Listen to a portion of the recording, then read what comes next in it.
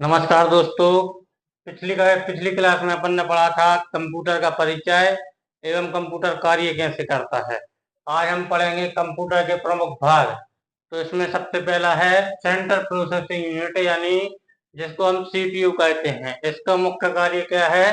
Computer का दिमाग होता है जो गणनाएं करता है और निर्देशों का पालन करता है।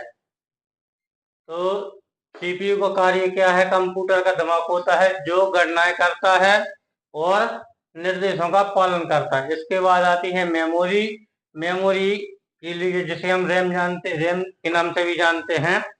तो इसका काम क्या कार्य होता है? यह सीपीयू के लिए अस्थायी स्टोरेज प्रदान करती है जिससे वह तुरंत डेटा को प्रोसेस कर सके। यानी इसका कार्य होता है सीपीयू के लिए अस्थायी रूप से मेमोरी प्रदान करना। इसकी मेमोरी बहुत छोटी होती है, जैसे 2GB मेमोरी या 8GB मेमोरी।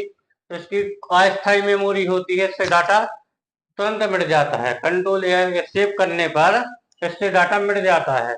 तो इसके लिए बोलते हैं अस्थायी मेमोरी या रैम। तीसरा है स्टोरेज डिवाइस।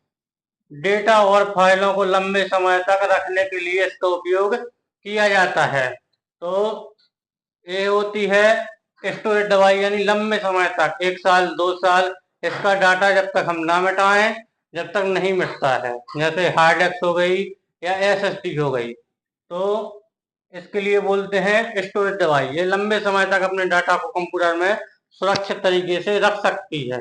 आगे की चौथा पॉइंट है इनपुट डिवाइस। इनपुट डिवाइस हमने पिछली कक्षा में पढ़ा था।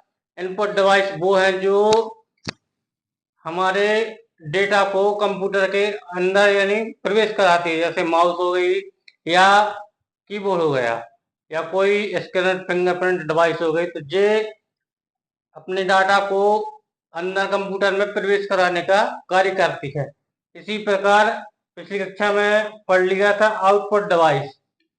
आउटपुट डिवाइस वो डिवाइस हैं जो कंप्यूटर के अंदर चल क्या रहा है, प्रोसेस क्या हो रहा है या क्या हो रहा है, जिसमें गणनाएं क्या कर रहा है, तो उसके लिए दिखाने के लिए एक मॉनिटर हो सकता है, आउटपुट डिवाइस है, या उसके लिए परमानेंट रूप से देखने के लिए प्रिंटर से भी आउटपुट निकलता है।